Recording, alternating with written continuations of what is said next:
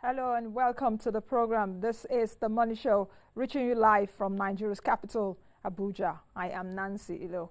What is the best way of ending corruption in Nigeria? Of course, what is the best strategy at taming that hydra-headed problem called corruption? You know, when you take a sample of perhaps cases or challenges wrong in the country, if you take a sample of about 10 Nigerians, you would be sure to hear about 7 or 8 of them say corruption is the bane of our challenges in Nigeria.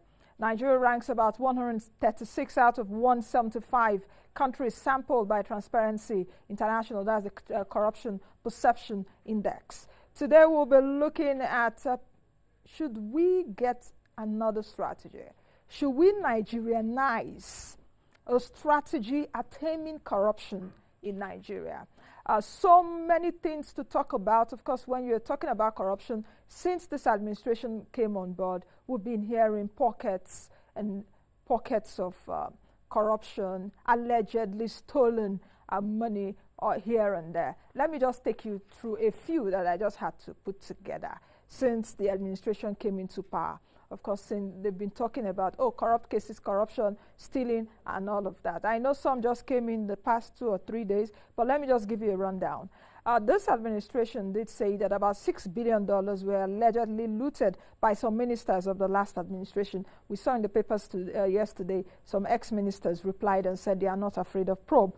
160 million barrels per day of crude, worth about $13.9 billion, was lost from 2009 to 2012. $15 million from botched arms deals yet to be returned to Nigeria. $13 billion in NLNG dividends, mostly unaccounted for. 30 billion naira rice waiver. 183 billion naira unaccounted for at the NDDC. You heard all the explanations surrounding that. Was it last week?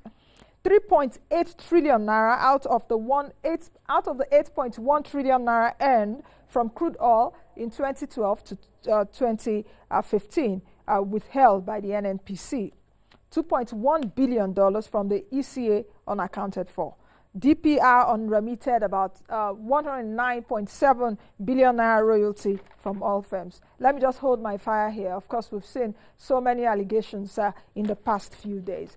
It seems that President Muhammad Buhari's administration is hell-bent on fighting corruption, but I'm just asking, should we go beyond the noise-making, so to speak, because you get to hear one corrupt case or one allegedly corrupt case every day you wake up on the pages of newspapers? Should we have a strategy at fighting this corruption? Now, we do know, corruption is a problem or is a challenge in Nigeria, but what should we do right now? Should we fight those cases of corruption on the newspapers or perhaps on the media?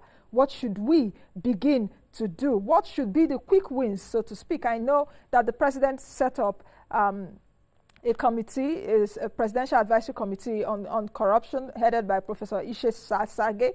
What will that committee be doing? Should they actually come up with a strategy? I've heard so many things about special courts and all of that.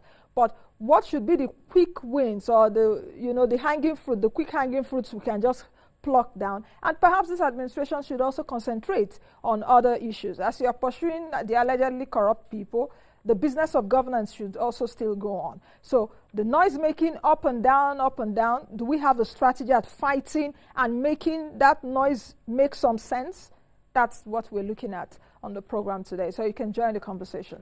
all you need to do is to go to our social media platforms and join us. You can find us on Facebook at ABC Money Show Live. You can also find us on the Twitter handle, Money Show Live. You can also find me on Twitter. Find and follow me at Nancy Ilo. Let's quickly give you what's on our radar today, of course, the business headlines. And I will start by telling you that the latest data from the Central Bank of Nigeria, which is the apex regulatory body of banks in Nigeria, has said that Nigeria's external reserves have climbed from $31.08 billion to $31.43 billion. The data showed on Monday that the foreign reserves rose by 1.12% to $31.43 billion on August 27, up from the figure recorded a month earlier. If we have that slide, we can actually paste it on the screen so that our viewers can have a sense of what we are talking about. That's the bar. The decline from $31.63 billion on August 14 reflects consistent dollar sales by the Central Bank of Nigeria to bureau de change operators in order to narrow the margin between Naira's official as well as the unofficial window rate. Year on year, the external reserves were down 20.65% from $39.61 billion recorded a year ago. Okay, let's stick with the Naira a bit. We're looking at the local currency weakening against the dollar.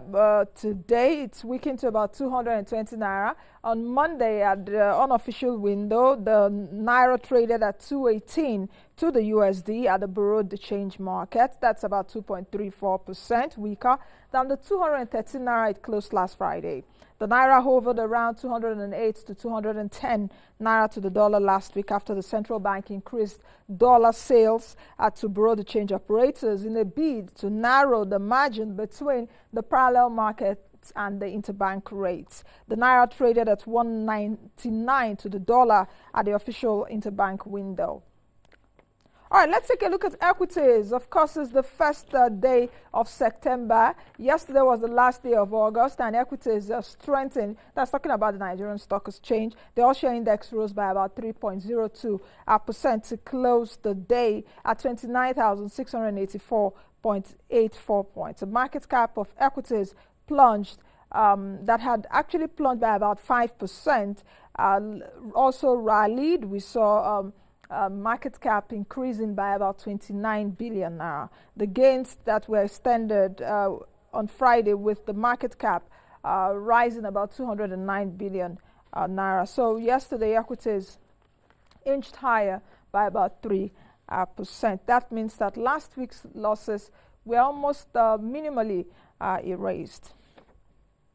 Let's take this report now. Of course, Nigeria is an economy where the demand for foreign products is actually on the high side. Nigerians prefer to wear made in other economies label than made in Nigeria. When you wear made in Nigeria, they feel, okay, perhaps it's a status symbol or you don't have enough money. But hey, it's not a matter of status symbol. It's a matter of your economy interacting with your economy, you interacting with your economy, you making jobs available. So it's not just for President Buhari, it's about you and me. So we need to begin to encourage our local producers so that we can avoid product importation into the country, you know, to a minimal level, as well as food. Jennifer Ogbalo takes a look at the negative impact of food importation in Nigeria. Take a listen.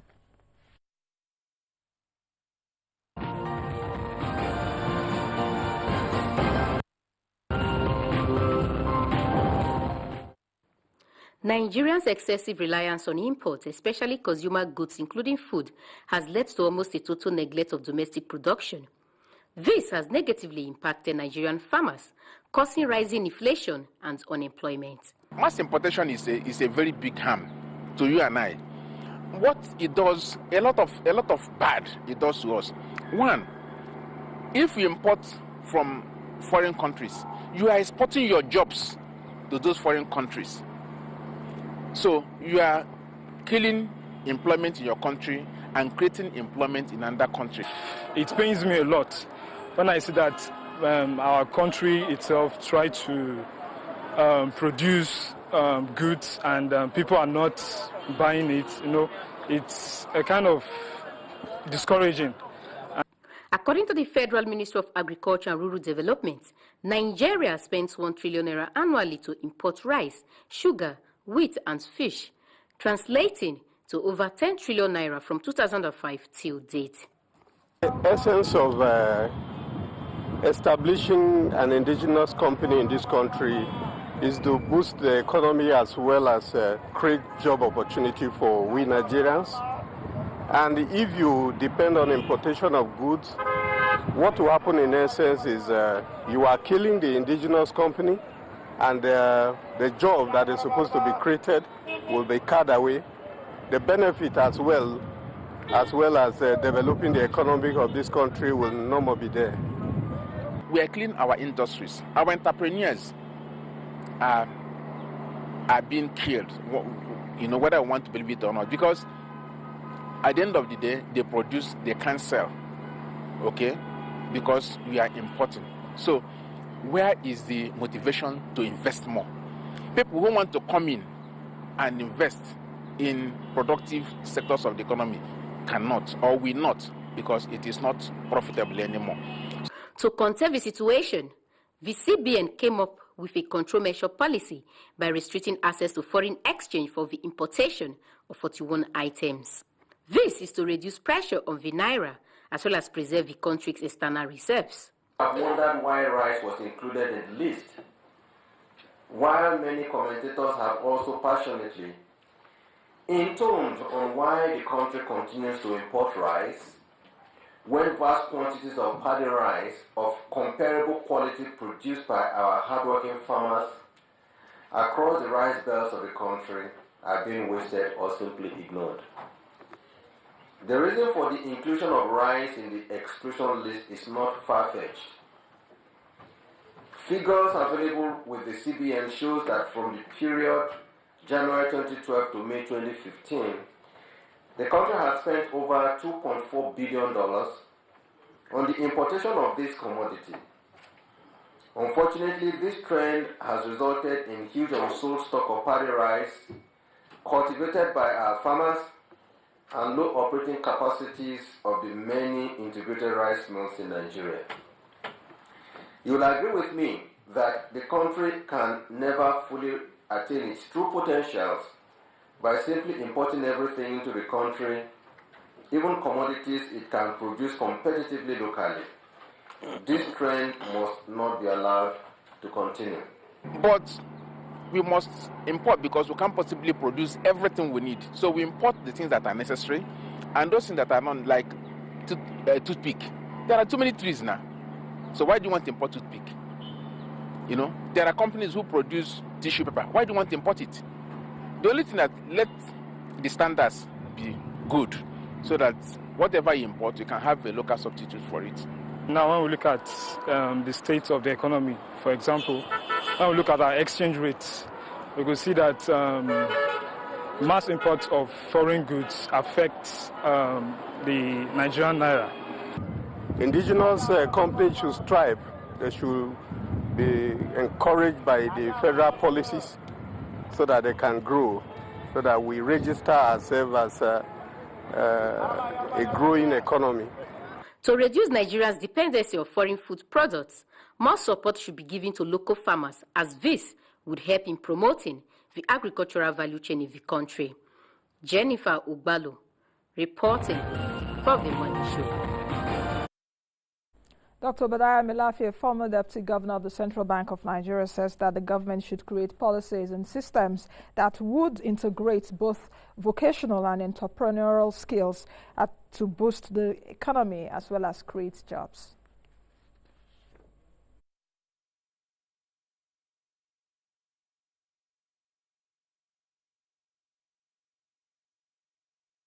Gap in the vocational and technical skills sector. Okay. Not everybody needs to have a white-collar job. In Europe, a plumber who just went to technical school earns more than a professor. Okay. Indeed. So train people to be able to use their hands and to be proud of using their hands to earn a living. Industry, manufacturing, is the foundation of national industrial technological transformation. That is the foundation. For the simple reason that you need to be able to create a system that will absorb millions and millions of youths. They have to be able to, we have to create the factories, we have to build the industries. It's as simple as that. So create a system that works. Let's take a few minutes and take a look at the market. Of course, I did tell you earlier on that the Nigerian Stock Exchange surged yesterday by about 3.02%. The all-share index ending at the 29,000 psychological level. So we saw the stocks rose on the last trading day of August, helping the market cap to close at 300 billion naira higher. As you can see on your screen, the green numbers. The all-share index, of course, declined to a 52-week low to about 28,000 points. The gains that we saw on the last trading day of August may be attributed to the global market's rebound. It also appeared that the market had come to a resistant level, as well as the payment of interim dividends by GT, Zenith, as well as Access Banks, and some other companies helped boost investors' confidence on Monday. The low price of stocks have helped to attract investors to the market. PZ led the gainers on Monday. Let's move over to the United States, where overnight U.S. stocks ended lower on Monday, as futures are also pointing to a sharply lower open today. That's the number. Of course, those are the numbers for Wall Street on Monday. If we move over to Europe, where equities quickly accelerated losses today as China's economy continued to disappoint investors. FTSE was down earlier today around 2.5%, DAX 2.8%. The CAC was off by nearly 2.7% earlier today. Moving over to the Asian region, of course, which we've seen that the stock markets are closed, but we have those numbers. Stock markets were down across board in Asia. The market slumped on the first trading day for September today, with Japan's market chalking up a near 4% loss after China's manufacturing sector showed a further loss of momentum. The Shanghai Composite of China was down about 1.3%. Hong Kong's Hang Seng notched down. In Australia, a raft of negative factors also dragged down the S&P ASX 200 index today. The Reserve Bank of Australia, which is the Central Bank of Australia, kept rates unchanged at 2% at its monthly meeting, while the Kospi of South Korea fell 1.4% today. Let's move over to commodities, where oil prices, of course, are falling around 3% or fell around 3% in Asian trade today, with investors taking profits after Brent and U.S. crude soared more than 8% in the previous session. Both benchmarks dropped nearly $2 a barrel. While gold rose today as equities faltered on fresh signs of weakness in Chinese economy. Spot gold was up 0.6% at around $1,141 an ounce.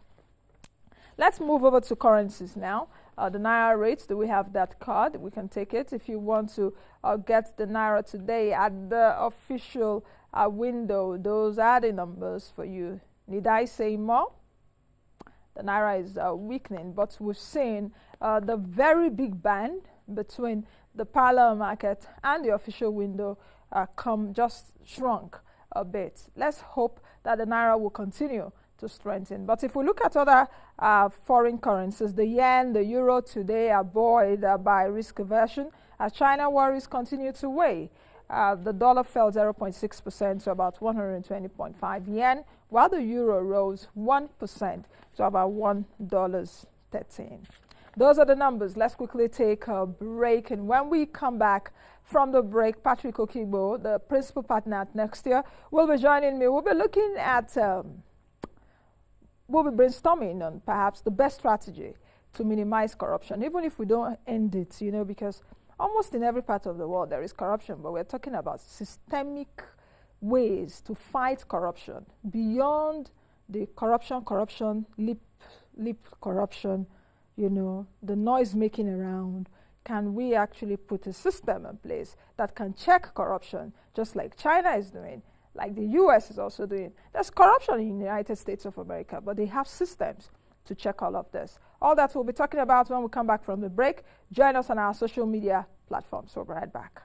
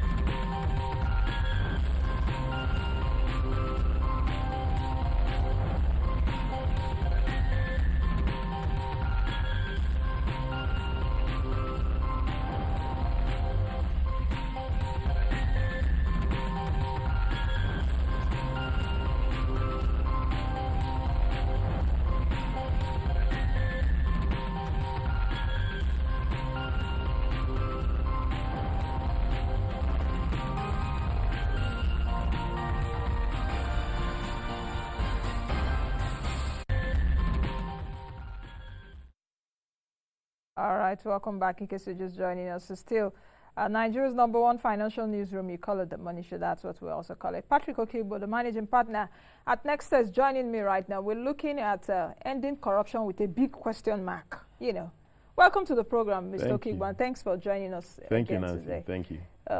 I don't know if you heard some of my at the beginning of the program. Some of the things I actually reeled out: alleged corrupt or alleged stolen money. Correct. You know, do I need to read that again? I don't think so, because we have a lot to cover. But of course, there's so much in the public space.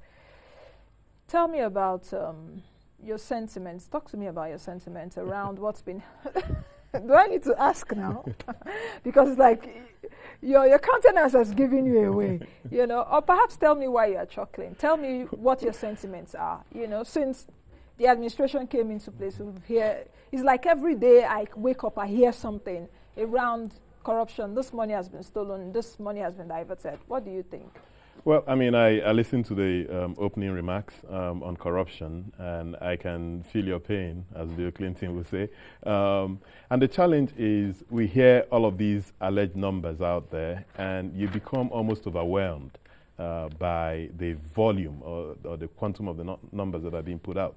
And we continue to wait to hear what the administration has planned as a strategy, you know, for getting the monies back, or what is even the objective of the probe. Is the objective to bring back the money and stop the corruption? Is the objective to make sure that people pay or suffer for the corruption? What is it? We need to know what the objective is, and then what's the best or most optimal strategy for achieving those objectives.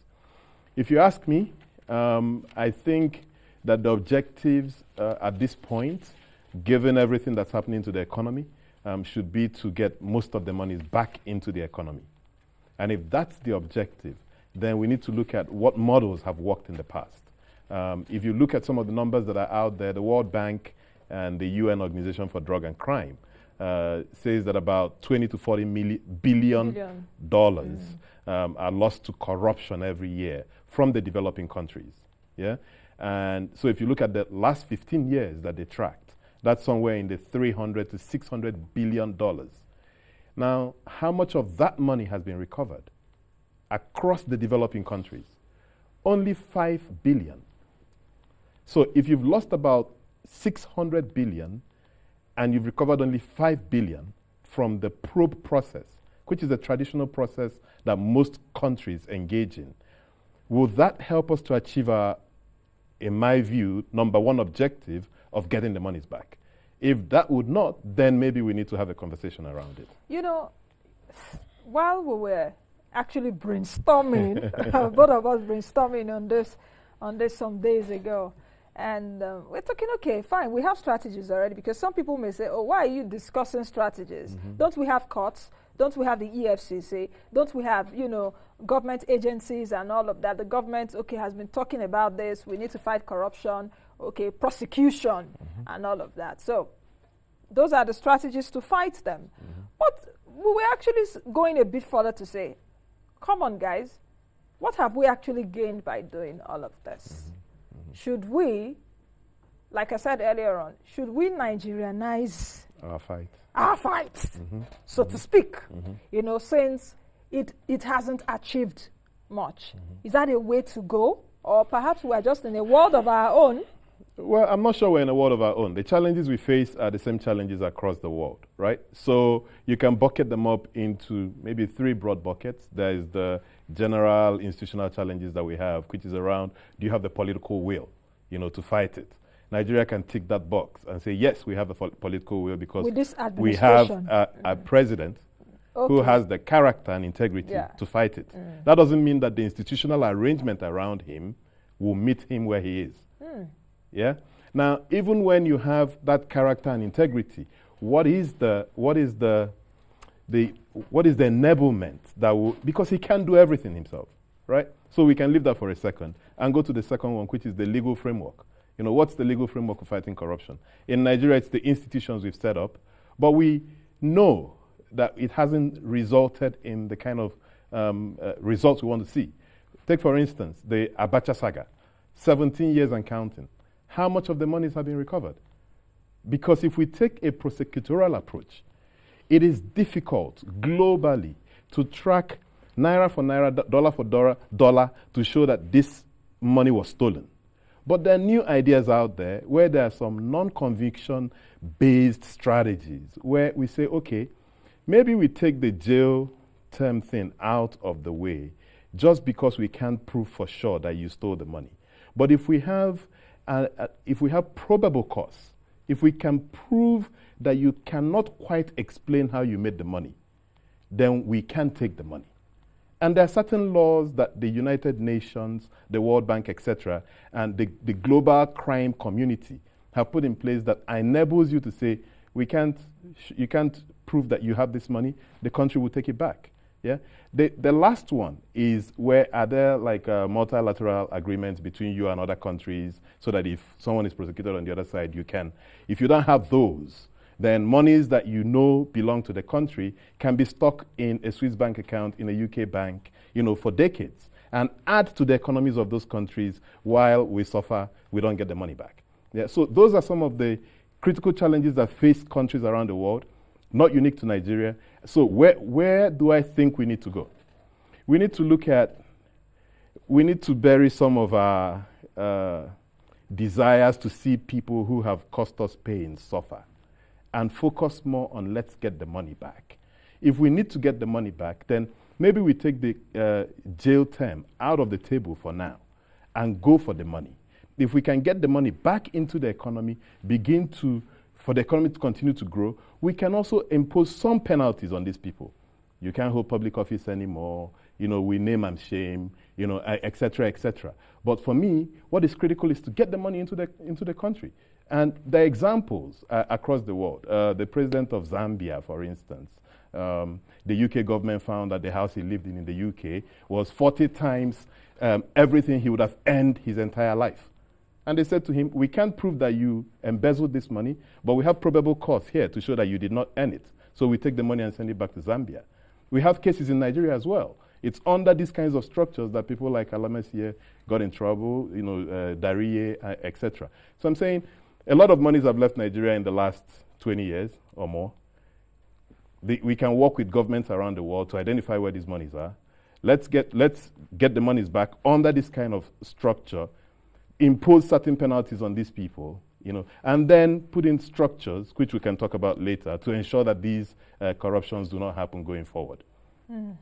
You've said quite a lot, because the thing is about perhaps the other strategies we've been using haven't yielded that much. So we need to think out of the box. Correct. Now. Out of the box, just like you said, maybe, can we just heave a sigh of saying, okay, let's not look at the pains that these allegedly corrupt people have cost us yet. Let us dispossess them of the monies of Nigeria's possession, so to speak, and give them some penalties, like don't hold public office for 10 years or so. Forever. Yeah. Don't be in any political party. Yep. You can't even be a godfather or a godson or a godmother or a goddaughter to anyone. Don't be a director in a private company. So you basically put the person in the position of a living dead. You continue to exist, but you cannot be in any position where you can cause harm to society. But what is important for now is to look for the money, and we've started working with these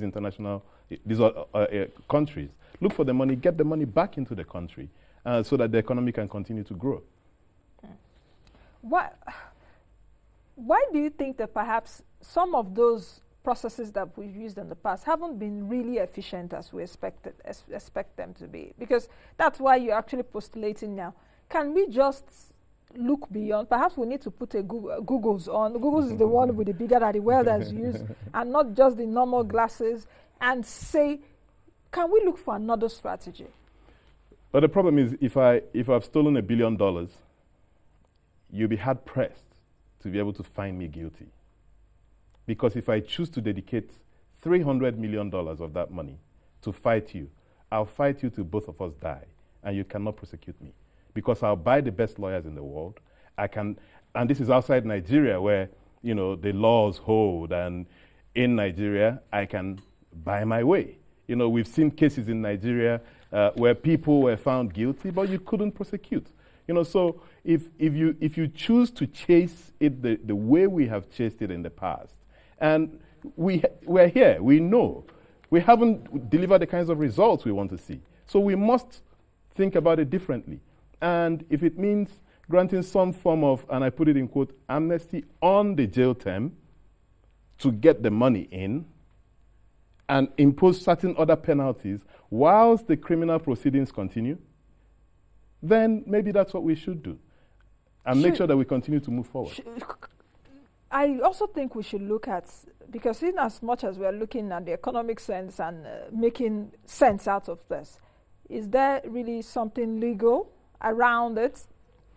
Do you understand what I mean? Yes, yes. So, for instance, when I talked about the different categories of challenges you face, on the legal side, you know, you need to have the right enabling laws that can make some of these things work. So, if the government chooses to go down this path, then it needs to work with the National Assembly to pass certain laws that empowers it, you know, to prosecute or to go after these monies and not the individuals. Now, the question would be, what happens to why would the National Assembly pass this law when we all claim that some members of the National Assembly might be the people, you know, either past or present, might be the people that perpetrate these things? Then that's where the president now, because of the social capital he has with Nigerians, can reach back out to us and say, listen, this is what I need, empowerment, to go and fight these people. Yeah? And if you give it to me, then I can prosecute that fight. There are some other ideas, you know, that we have. By the way, it's not original to next year, but we worked with the person who created it. It's called the Bribe Code, and your viewers can, you know, read more about it on bribecode.org. And what it says is, listen, if you take the Nigerian budget and you take out the recurrent expenditure, the rest of it is capital expenditure. There are two sides to that transaction. There's a government that wants to spend on capital. There's a private sector that will implement those things. We know today that most of the companies, or some of the companies that get these contracts, may not be the most qualified, but they're the most politically connected. And we know what we're talking about, right? So if you can prove that a private sector company has access to a contract through some corrupt practices, and you provide information that can lead to the prosecution of that company, then there are certain penalties that will be put in place. Some of the penalties will include a complete liquidation of the company. And 1% of the liquidated value of the company should go to the whistleblower or blowers, but the people who brought the information. Now, what you've done is that you've kind of privatized the anti-corruption fight. So if you have a PA, if you have a messenger in the office who knows that some corrupt transaction is going on, all he needs to do is get photocopies of that transaction, make it available to EFCC or whomever. The prosecution happens. If the company is found guilty and is liquidated, you know, he's settled for life. If you do that, then you have more eyes watching everybody. In fact, you might not even trust to tell your wife your transactions, because tomorrow if you divorce her, she can, you know, get 1% of your liquidated, you know. But I make light of it, but that is how serious, you know, this could be, yeah? The other thing is that anybody can bring the prosecution, you know, so any attorney general of any of the states in Nigeria can bring the prosecution. And if they do win that prosecution, a certain percentage of the liquidated value, you know, goes to the state. So it's almost like you're thinking about the anti-corruption fight a little differently. It's not just having the agencies fighting it, it's having a system that fights corruption. And yes, corruption fights back, but corruption cannot fight back against the 170 million people.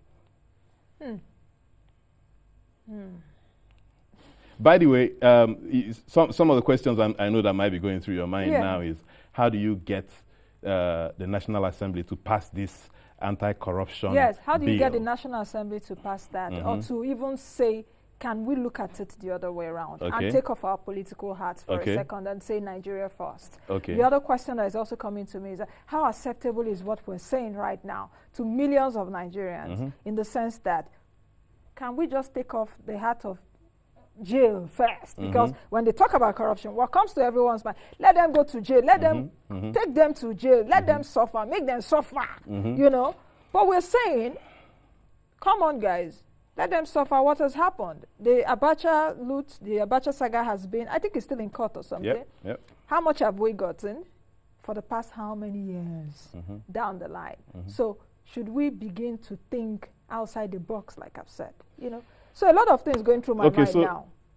Let me take the second question, which is, you know, what do you do with Nigerians who want to, the way I put it, who want to taste some blood, right? Because we're all victims of this, right? If you fall ill in Nigeria and you can't fly out of the country, you know, it's between you and your God. Yeah, and it's because the monies that should have gone to healthcare, you know, is sitting in Sunsweet's bank account because somebody took it out there. So we want to see them feel some of the pain we're feeling, but we need to rise a little above that. Yeah, and what I'm saying is, in the hierarchy of objectives, for me, knowing where Nigeria is today in terms of the revenues that will be coming into Nigeria over the next 4 years, given what oil prices are doing, which will not be much. You understand? Yes. So for me, what should be priority now is let some good money come into Nigeria, midwifed under a president who we trust can deliver on those monies. And if those monies come in and he invests in infrastructure and whatever, he will set Nigeria ready to begin the development process. Versus trying to say, okay, let's get our own pound of flesh from the people who have caused us pain. And we lose this unique opportunity. That money to fight and you cannot, and you find it difficult to get the money. We've been looking for Abacha's money for the past 17 years. In fact, a few months ago, one of his sons sued the Nigerian government for the $370 or so million that was found in New Jersey. So you see how complicated and how complex that process of trying to find the individual guilty. And at the end of the day, the Nigerian state itself even spends money to chase to prosecute. To prosecute. Yeah. Versus, we cannot prove that you stole it, but we can prove that you did not earn it. And there are certain laws, international laws today, that empower us to take the money and bring it back. Now, we have to sign the multilateral agreements with, you know, these different countries and take off this question of, oh, you know, you don't want to work with them because of economic interest or espionage. For now, we're almost down and out. We need to go and do these deals and get the money. Because if you don't sign the MLAs, you cannot get the money back into Nigeria, even if you know that it's your money sitting in London. Yeah? So we need to do all of those and bring the monies in. Now, the second question you asked is, how do we get the National Assembly to pass these things? Part of the bribe code strategy around that is to get people to sign up a petition which says that, you know, we support the bribe code and empowers the people behind the bribe code to call for a recall of any of the senators or House members who refuses to vote on this. Because we as voters still have the powers to recall some of these legislators, but we don't know. But we need to pull together, and that is why, you know, on their website, bribecode.org, you know, they're asking for signatures, you know, to support this bill. You know, read the bill, make your input, but it's a college of lawyers, you know, who've looked at the bill and they've prepared it, and we think it's pretty decent, you know, and it should pass. But if it gets to the Senate and the House and they refuse to pass it, if we have, you know, the number of signatures we need, then we can open a process to recall, including the Senate President. Once they know that they're under that kind of pressure, you know, then they'll do the needful and pass the bill. Now, if you refuse to pass the bill, then you have to explain to Nigerians why you are against an anti-corruption bill, if you're not one of the people, you know, who've put us in this situation. So it's a delicate, you know, multifaceted fight. All we're saying is, let's first of all figure out what our objectives are. Do you think that this administration has figured out how to be able to check all this?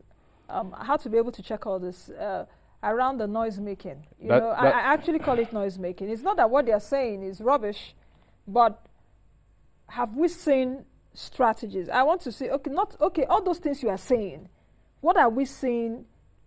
You understand what? To check it. Even the ex-ministers wrote yesterday, we are not afraid of probe. Go ahead. You know, if you actually say someone is corrupt or someone has stolen Nigeria's money, investigate, isn't it? Well, the problem is that we are not seeing a lot or hearing a lot coming out of this administration. And for that, one might think that a lot is not happening. I don't know if they have the answers. I don't know if they're looking at it critically, because we're not seeing a lot come out of, you know, the administration. And that's why programs like this could be useful. you know. So if they're thinking about it, we're not saying this is the answer. We're saying, you know, take this as one of the things to consider. Yeah, think about it in the basket of options, and maybe at the end of the day, what you will implement as your strategy will be, you know, some parts of the many ideas you've received.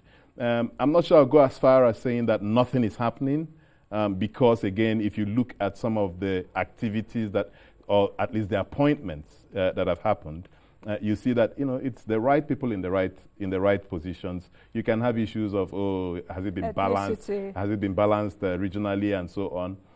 That for me, I think it's too early in the day, you know, to be pulling hairs over that. There's still a lot of appointments that will happen, and I'm sure over time it will balance out. So I'll take the position that they're doing some work, and the value of this kind of discussion is to say, you know, here's another way of thinking about it. If you haven't thought about it, you know, maybe think about it this way and see what's best for Nigeria. But one, set your objectives right, and two, think about the strategies that will help you get to those objectives. Do you think that the setup of the committee, of the Professor Ishe Sage committee, would go a long way? Because I was listening to him on one of the TV stations, and he said, okay, we're looking at the issue of special courts and all of that. And I've heard also different lawyers say, oh, special courts, that's a long haul and all of that. So it seems we don't even know, you know. It seems to me like it's more of the same, yeah? And if the prior strategy globally, or not just Nigeria, if over the last 15 years, the World Bank is saying we have identified about $600 billion that were stolen, and the process, this same process of special courts, this same process of prosecution, trying to prove that this person stole this money and put it here, right? That process has only yielded 5 billion of the 600 billion. Less than 1%. So if that is the strategy that the special courts and that we're going to use in prosecuting this anti-corruption, I can immediately tell you for free that the result you will yield is less than 1%. In my days, that's F9, right? Okay, so it's still F9 now. Okay. So the question is, isn't it time for you to rethink? And even the World Bank, the UN Organization for Drug and Crime, people who spend their time looking at these things are saying that we should look at some non-conviction based strategies. Processes. Are there other crimes this have happened? Oh, yeah, other countries? I mean, the example I gave about Zambia, Frederick Chiluba, it worked there. In South Africa, I think in South Africa they also did something around even an amnesty, for just bring the money back, we won't prosecute you, you pay taxes on it, you take your money, but the money must sit in South Africa. In some countries in Southeast Asia, they've done variants of it. What I propose for Nigeria is that we look at our own specific challenges and just think out of the box a little bit. We're down. We're down and almost out. So, we have room to try something different. And we need money because with the drop in oil prices, we don't really have so much money for capital expenditure. So whatever monies we'll be making now is money to pay salaries and all of that. So we need all the monies we can get so that President Buhari's administration can actually work. The promise of feeding children can work. The promise of giving 5,000 naira can work. I don't know if they're still considering that, but no, those by are the part way, of the promises. if you look at the way politics works the world over, and again in Nigeria, maybe in another 2 years, whatever the President Buhari hasn't achieved within 2 years, probably will not happen because we get into another political election cycle. Yeah, and whether he likes it or not, he's part of a political party, and the political party will say, "Listen, our goal is to win the next election." And Nigerians who voted for him want him to have a bit of time to deliver on that character that Nigerians saw and voted for, right? So he needs to move, and he needs to move a bit fast. And we need to get to this corruption thing, get monies in, so he can use those monies to drive development, and it's the result of that development that will make Nigerians vote for him again. If not, because if not, they will say, corruption, corruption, corruption. You've been making noise, filling up our ears, no result. Would you start explaining again at that point? So he needs to be innovative and creative. Now. Okay. Let's take a few comments. A lot of people have just been jamming Twitter. JJ Kelvin is saying, we are fond of intertwining fighting corruption with political witch hunting. We need to change that attitude. I think perhaps he has a point. Rob Filipio is saying, just like the saying, action speaks louder than voice. Mr. President should bring men to justice already and stop filling our ears. That's not Nancy's words. That's Rob's word on Twitter. Kelvin is saying, we place too much emphasis on political-related corruption. Where do we nepotism and favoritism, I guess. Okay. Ayola is saying what is done in NNPC is needed to be done in ICPC and EFCC urgently before we can win the anti-graft war, because there is a conspiracy. Frank is saying, I agree with your guest on the strategy of getting the money back, imposing sanctions. In addition, advertise them in a hall of shame. Correct. We should have a hall of shame. Just like you said, no political office, nothing. You know, if you are the son of Mr. Lagbaja, not Lagbaja the singer, but say, like, you won't even like to bring home, this is my dad. But now it's as if corruption thrives, and corruption, everyone values and wants to praise corruption. Frank is of the view, in my view, the best way around corruption is putting institutions in place that will track and prevent corrupt practices. While Smart is saying, I feel it's a good foundation President Buhari has laid. Just hope that the one that will come after him will build on it and spread it to the lowest level. Jay say, make corruption a high-cost commodity. Joseph is of the view, Nancy, I appreciate your temerity in treating this topic. Thank you. Thank you, Joseph. But you know, Nigeria first. On the show here, we try as much as possible, not even talking about the problems. We just say, how do we get out of this? We speak about solutions. So thank you for that compliment. We appreciate that. Sam is saying, building strong and independent institutions must be focused on and not waiting on individuals to come help fight corruption. A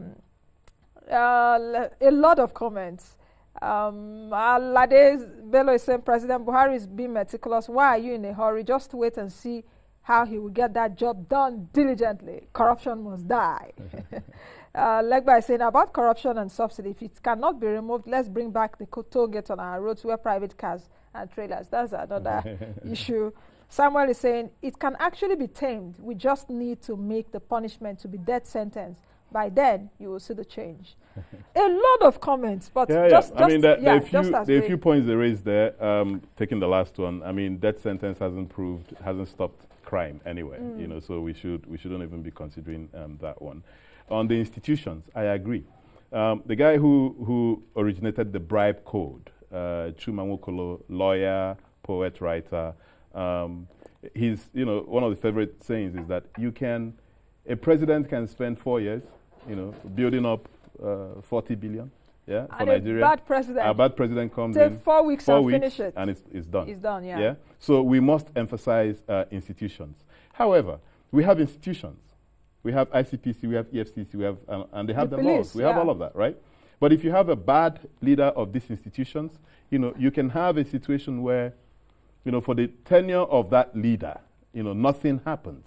So we must also find a way to put even those ones in check. Yeah, there are allegations everywhere, or even EFCC is corrupt. If you had something like the bribe code, then it puts all of us in check, all of us. Because if you're doing anything, you won't even let the left hand know what the right hand is doing. Because the left hand can decide, I want to squeal on the right hand, you know. Now, there's a risk inherent in that you might inadvertently create a police state, you know, a state where everybody is, you know. But there are also, in the bribe code itself, you know, there are ways to moderate all of those issues, you know.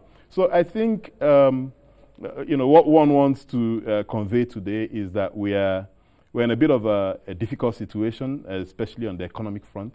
You know, so we need ideas, and we love the opportunity that the presidency of President Buhari has provided to set Nigeria right. But if he doesn't move a bit fast on this and doesn't get the monies in to deliver development, then we might lose that opportunity, and that president who spent 4 years in building, another president can come and destroy.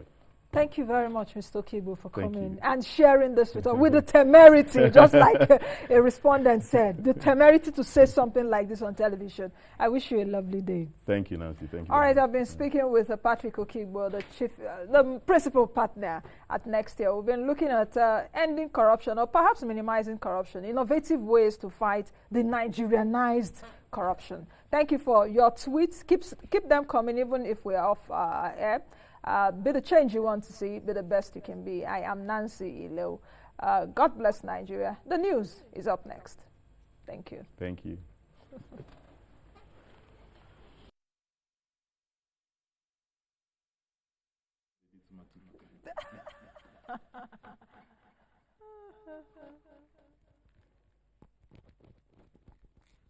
But I think just like it's about getting new strategies, in as much as you want to think about other ways. Quick wins, like I said. Bring this money, bring this. People will start bringing money. You have money to do what you want to do. And then you can turn around and have time to chasing places. Yes, yes.